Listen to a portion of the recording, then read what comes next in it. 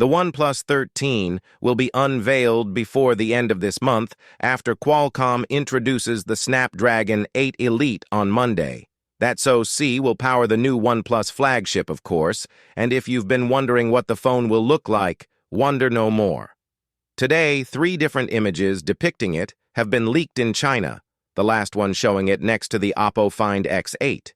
So we can, for the first time, gawk at the new design, which isn't entirely removed from what we've seen in the OnePlus 12, but has some differences anyway.